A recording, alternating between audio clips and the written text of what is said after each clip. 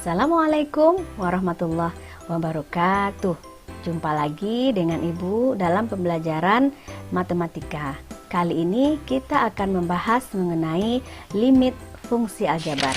Sebagaimana pada minggu sebelumnya kita sudah melihat dan menyimak sebuah video, yaitu video pengantar mengenai materi limit ini. Mudah-mudahan kamu semua sudah menyimak dan sudah bisa memahami video tersebut.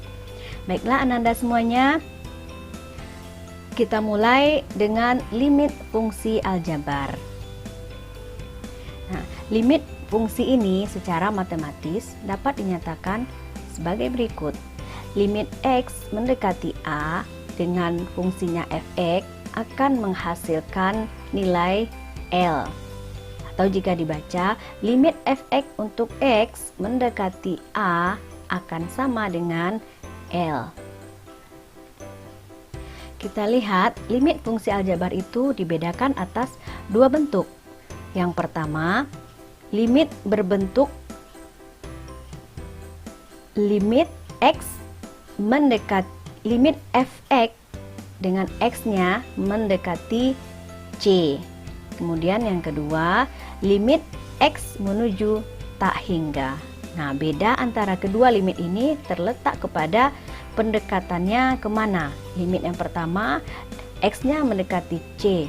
Sementara limit yang kedua, X-nya mendekati tak hingga.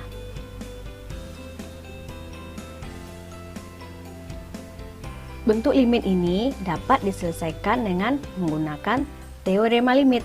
Ada beberapa teorema limit, yaitu yang pertama, limit X mendekati C, limit K dengan X mendekati C akan menghasilkan nilai K. Kemudian yang kedua, limit X mendekati C dengan fungsi X, maka hasilnya adalah sama dengan C.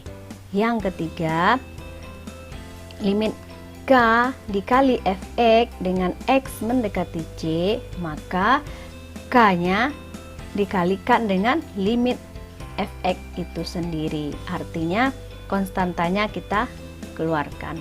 Yang keempat, penjumlahan limit. Bisa dilihat pada layar, limit fx ditambah gx akan sama dengan limit fx ditambah limit gx. Kemudian yang kelima, itu adalah pengurangan dari limit, hampir sama dengan teorema yang keempat.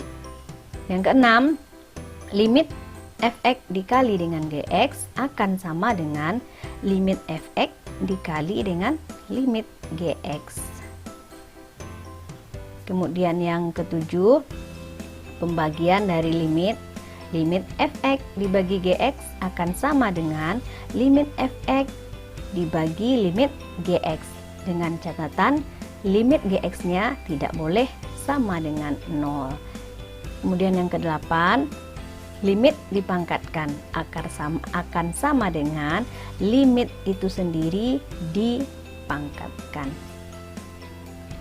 Yang terakhir, akar pangkat dari sebuah fungsi, maka hasilnya akan sama dengan akar pangkat n dari limit itu sendiri. Nah, untuk metode penyelesaian limit fungsi ini, kita bisa gunakan teorema limit yang sudah kita jelaskan tadi. Kemudian kita juga bisa gunakan dengan metode berikut. Yang pertama, metode substitusi, yaitu dengan mensubstitusikan nilai X sama dengan A pada fungsi fx.